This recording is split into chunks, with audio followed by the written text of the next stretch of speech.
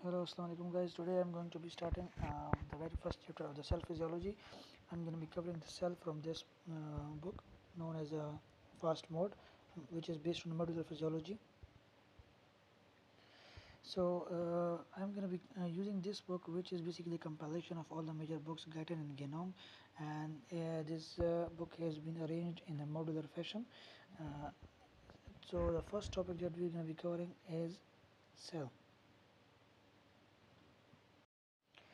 So, what is physiology? Before I begin, what is physiology? I also want to say that कि मैं बहुत उर्दू और English दोनों language use करूँगा ताकि जो कॉन्सेप्ट्स थोड़े कम्प्लेक्स हों तो it will be easy for you guys to understand in Urdu. So, what is physiology? Physiology is a science that seeks to explain the physical and chemical mechanisms that are responsible for the origin, development, and progression of life. So, simply put, क्या होता है? Study of function in the body is called physiology.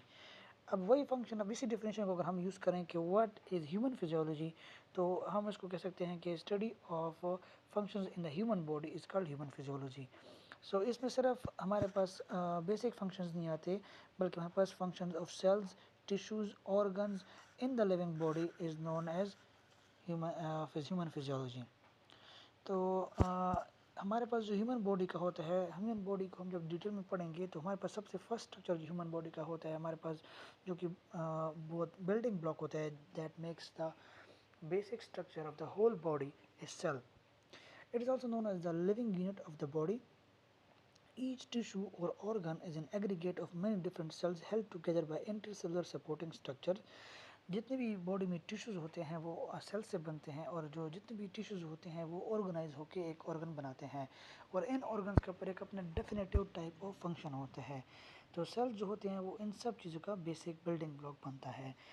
Cell जो हमारे पास होते हैं वो not only they provide structure and energy, जो कि सिर्फ हमारे पास एक स्ट्रक्चर और एनर्जी नहीं प्रोवाइड करते, बल्कि इनका अपना एक स्पेशलाइज्ड फंक्शन होता है based on their location in the body. And they also contains bodies hereditary code. इनके पास एक कोड भी होता है जो ये लोग यूज़ करते हैं in order to replicate themselves. So they also have the ability to reproduce themselves. So अगर हम जाएंगे कि व्हाट इज सेल, इसकी अगर हम डिटेल्स में जाना चाहें तो हमारे पास फर्स्ट आती है ऑर्गेनाइजेशन ऑफ द सेल, कि सेल हमारे पास किन चीज़ों से बना है, और फिर नेक्स्ट हमारे पास है इनकी कंपोजिशन, कि हमारे पास सेल के अंदर क्या क्या चीज़ें हैं. तो ऑर्गेनाइजेशन ऑफ द सेल, जो कि हमारे पास इन्होंने बहुत ओवर सिंप्लीफाई किया है कि हमारे पास सेल में बेसिकली टू मेन पार्ट्स हैं. एक हमारे पास है न्यूक्लियस और एक है साइटोप्लाज्म.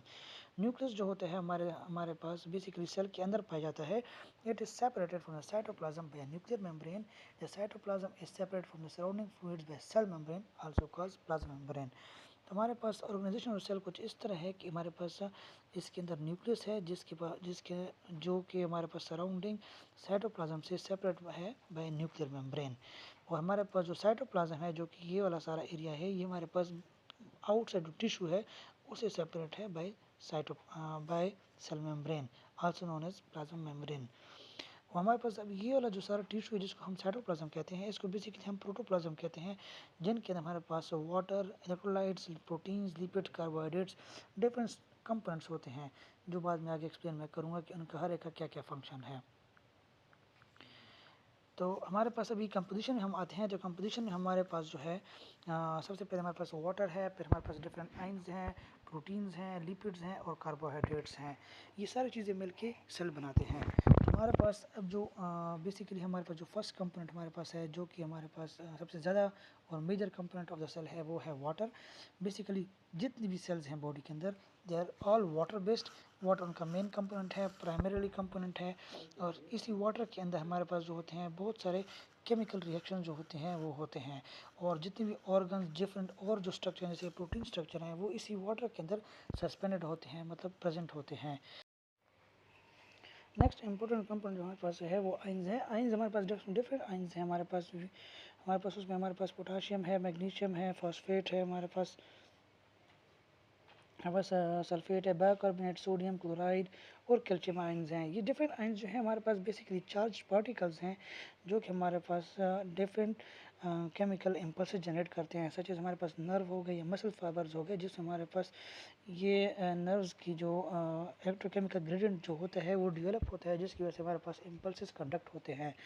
इनका फंक्शन आगे फिर डिटेल में हम स्पेसिफाइड जब हम एक एक सेल की स्ट्रक्चर को पढ़ेंगे तो उसमें हम डिस्कस करेंगे। हमारे पास नेक्स्ट जो हमारे पास इंपॉर्टेंट कंपोनेंट है वो हमारे पास है प्रोटीन्स। अब प्रोटीन्स जो हमारे पास हैं इसमें हमारे पास 3 टाइप्स ऑफ प्रोटीन्स हैं जो कि हमारे पास सेल के अंदर प्रेजेंट है।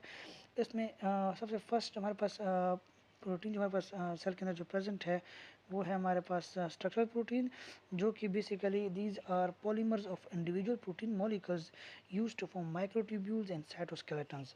हमारे पास जो ये प्रोटीन्स हैं ये बेसिकली सेल का एक स्ट्रक्चर बनाते हैं। अब ये हमारे पास सेल्स है, इसके अंदर स्मॉल स्मॉल हमारे पास ऑर्गेनेलीज हैं।